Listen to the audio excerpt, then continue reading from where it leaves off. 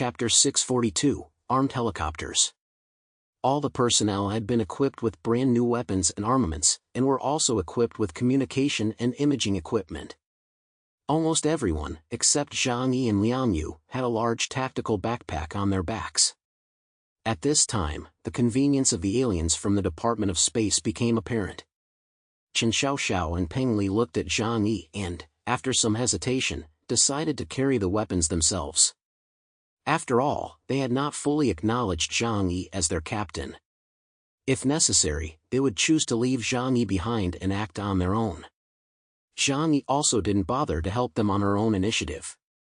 Giving up the desire to help and respecting the fate of others is being responsible for others and also for oneself.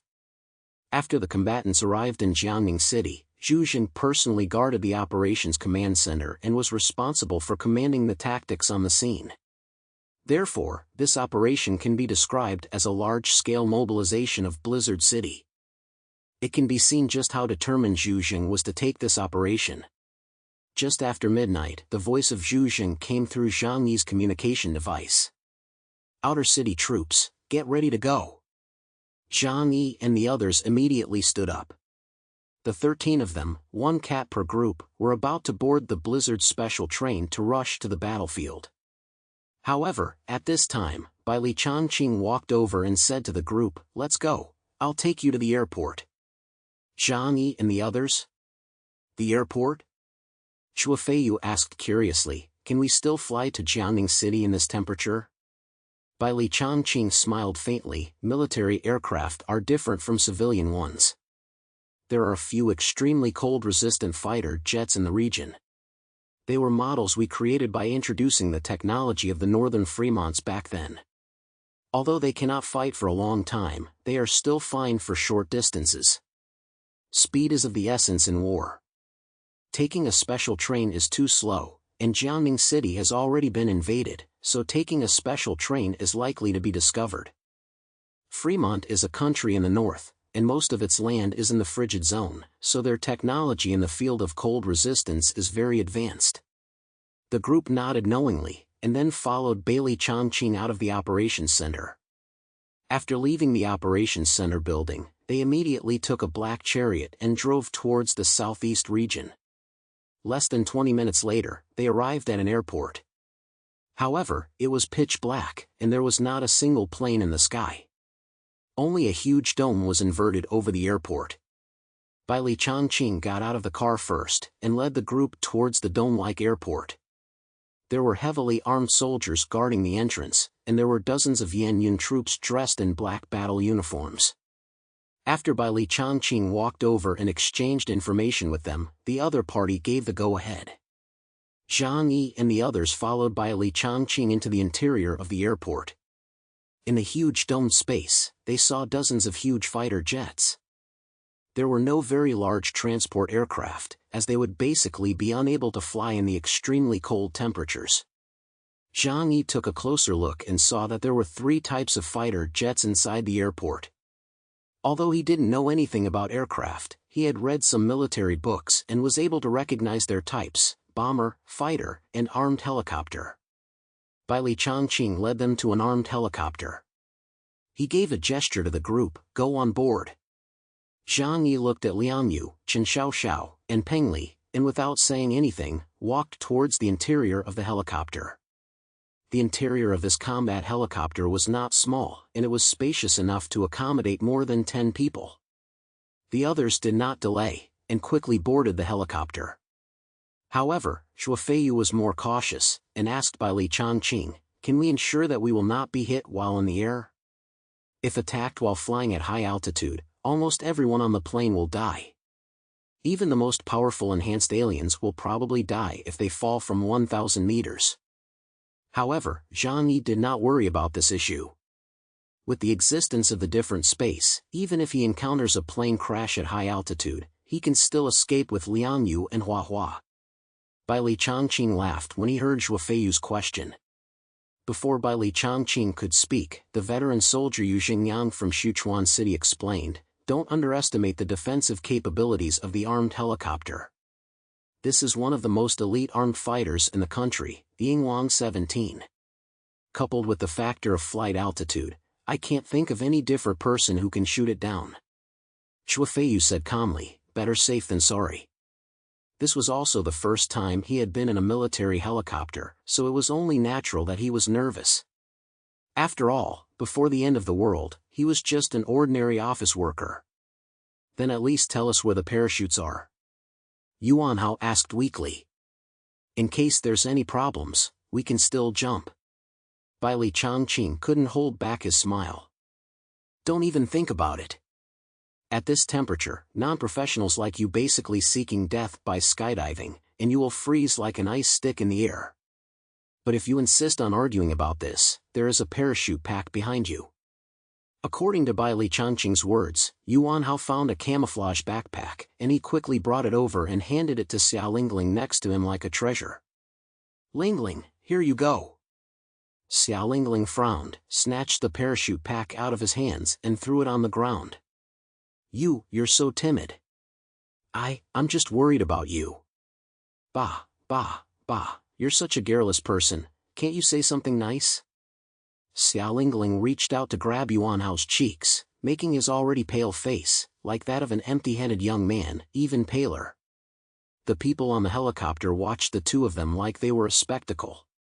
Although they were in the end times and people's emotions were extremely cold, it didn't mean that everyone didn't long for sincere emotions in their hearts. Therefore, when many people saw Yuan Hao and Xiao Lingling fighting, a clear smile appeared in their eyes, along with a hint of envy. Zhang Yi inadvertently turned his head and looked out the window, just in time to see a few familiar faces appear next to another helicopter not far away. Her long silver hair flowed down her back in soft waves, and her slender and athletic figure made most men feel jealous. There was no doubt about it, she was the captain of the Heavenly Squad, Deng Shintong, the son of the Deng family of Blizzard City. At this time, Deng Shintong was walking towards the helicopter with the 9 members of the Heavenly Squad, chatting and laughing. Their movements were separate from Zhang Yi and the others. Zhang Yi and the others were the advance guard, responsible for luring Eclipse out. Deng Shintong and the others, on the other hand, were waiting for the other side to reveal their target, and then they would strike according to the situation. However, compared to the worries and tension of the teams in the outer city, the members of the Heavenly Squad were obviously much more relaxed. Some of them had smiles on their faces, while others still looked like they hadn't woken up, as if no one had taken this mission too seriously. After all, in Blizzard City, their Heavenly Squad's mission completion rate had always been the highest, and their battle damage ratio was also the lowest. In other words, there was never a mission they couldn't complete. Plus, this time there was a full mobilization from headquarters, they were well prepared, and Zhu Jing was personally in charge. No matter how you looked at it, this mission couldn't be too difficult. One team member with messy hair yawned, "Let's finish the mission early today, I'm waiting to come back and have dinner with my wife." Another team member laughed, "It's not even 1 o'clock yet, your wife won't even be awake when you get back." Deng Shindong's face wore a composed smile, Hey, you guys can't be careless. This time, the opponent is not weak, so pay attention." "Got it, Captain." The team members laughed and agreed. At this time, a black stretch limousine parked next to the helicopter. A bodyguard walked over and opened the car door, and an old man dressed in a white tang suit walked down the steps. He was the head of the Deng family, Deng Yuanbo, one of the few giants in Blizzard City today. Chapter 643, Strike. Upon seeing Deng Yuanbo, Deng Shintong hurriedly came over as well. "Uncle, why did you come in person?" Deng Yuanbo looked up at his most valued nephew and smiled, saying, "This mission is very important to you and our family, so I came to give you a few words of advice." Deng Shintong laughed and said, "Uncle, don't worry, I'm confident that I can eliminate these bandits within 3 hours." Uncle Deng sighed, "You can't keep acting like this. There are a few things you should listen to. Please say whatever you have to say, Uncle. I will keep it in mind." Deng Shintong's expression became serious. Uncle Deng smiled, but his tone became low. "Don't underestimate those Neon Ronin. You haven't dealt with them on the battlefield before, so you don't know how crazy those people are. They are psychopaths who are willing to give up their lives for their so-called beliefs. Although I hate those people, I have to admit that they are terrifying. So in this battle, you must be extremely careful. Deng Yuanbo opened his eyes, and the slender pupils of his eyes burst with a wild radiance. If you successfully annihilate the Eclipse Moon group in this battle, your reputation will spread throughout the Jiangnan region and even the whole world. By then, there will be room for the Deng family to operate. Deng Shintong's face was still full of confidence, but his eyes had become much more determined. He nodded slowly and said to Deng Yuanbo, "Uncle, don't worry. I will definitely win this battle handsomely." Deng Yuanbo nodded with a satisfied smile. "That's good. I'll be waiting here for the news of your victory." After bidding farewell to Deng Yuanbo, Deng Shintong turned and walked towards the armed helicopter. As if his heart was telling him something, he looked into the distance at another helicopter and saw Zhang Yi leaning against the window looking this way. Deng Shintong smiled brightly and stepped into the helicopter. Zhang Yi smiled faintly, not having any complicated thoughts in his heart. After all, the affairs of the young masters of the big families have never been his concern. There were only two things he needed to do. The first was to protect himself, Lian Yu, and Hua Hua. The second was to kill the members of Eclipse Moon. "What are you thinking about?" Lian Yu's cold voice sounded in Zhang Yi's ear. Hua Hua also looked up, staring at Zhang Yi. Zhang Yi glanced back at them and a smile appeared at the corner of his mouth. "Nothing much, I was just thinking, how strong is the leader of Eclipse Moon, Fenghuang Yuanren?" Zhang Yi was telling the truth. After seeing some of the images of people like Daiku Kaido and Yen Jin, he had a basic idea of the strength of Eclipse Moon. The strength of such an organization was on par with the investigation team. However, the one who determined the upper limit of an organization was always the strongest person. Zhang Yi had a feeling in his heart that this guy was extremely dangerous. He even thought that if they couldn't kill him on this mission, then the operation couldn't be considered successful. Chen Xiaoxiao and Peng Li, who were standing nearby, looked at him with disapproval. "Leave that kind of thing to the Heavenly Squad." Peng Li waved her index finger, looking like a person who had been there and done that, and instructed Zhang Yi, "People, the most important thing is to recognize your own abilities. We foreigners from the outer city, even if we can be kings and tyrants in our respective territories, we are ultimately not as good as the regular army. But there's also a benefit to this. The greater the ability, the greater the responsibility. All we need to do is help the Heavenly Squad lure the enemy and buy some time." Zhang Yi's smile grew wider. He nodded to the two of them. "Well, you're right. I think so too." At this time, in the Combat Command Center, Commander Zhu Jing had already sat in front of the large screen. The surveillance equipment carried by everyone recorded the scene in front of them, which he had a panoramic view of.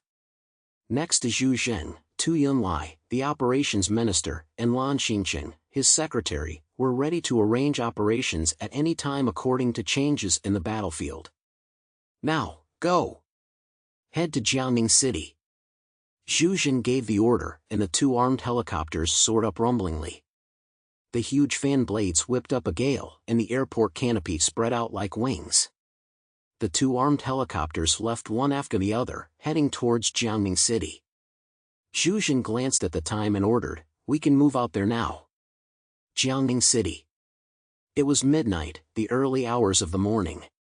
The Eclipse Moon team was not asleep. They had just finished cleaning an area and were cleaning up the battlefield. This was a small organization in Jiangning Square, and more than a dozen men had been killed. In the corner of the warehouse, a mother was hugging her daughter tightly, looking at the neon people in front of her with horror. Phoenix Yuanren glanced at them, his eyes calm as a well.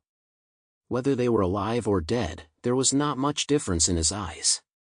"Have you cleaned up?" Phoenix Hall asked indifferently. Behind him, Shinguji Saikairo pushed his gold-rimmed glasses and said impatiently, "The ones who put up a fight are all dead.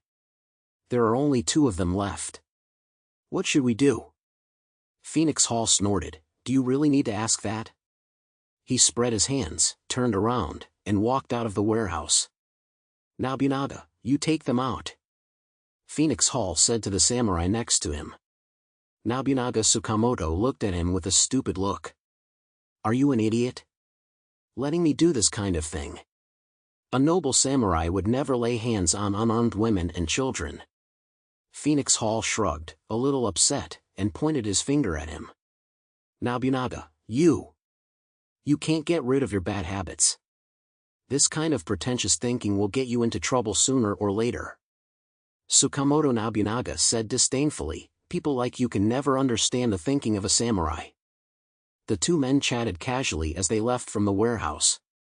The mother and daughter in the warehouse looked at the Ronin in the distance, and their nervousness eased slightly. They never thought that they would be spared. But just as the two thought they had survived, a girl in her late teens or early 20s wearing a black mask walked over. She looked at the mother and daughter coldly, raised her hand and shot 2 silver needles through their throats. Ninjas don't show mercy, Naru's Hanakio said coldly, and then disappeared into the shadows. Hoenn and Nobunaga were still arguing about the so-called Bushido concept. At this moment, Mayumi Takeuchi, the Miko who had been quietly following Hoenn, let out a soft exclamation.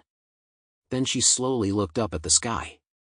Ren, danger is approaching. Hoenn's lazy expression suddenly disappeared. Everyone also looked up at the sky at Mayumi Takeuchi's voice. A crisis from heaven, is that it? Hoenn laughed mockingly. Ah, I know. It must be those guys from the Jiangnan region who won't give up and are going to attack us again. Saikiro Jinguji snorted in impatience, what a pain in the ass. This time, we won't get killed, will we? Of course not. Hoenn smiled confidently, his mouth curling into a somewhat insane and cruel smile. They're the ones who will die.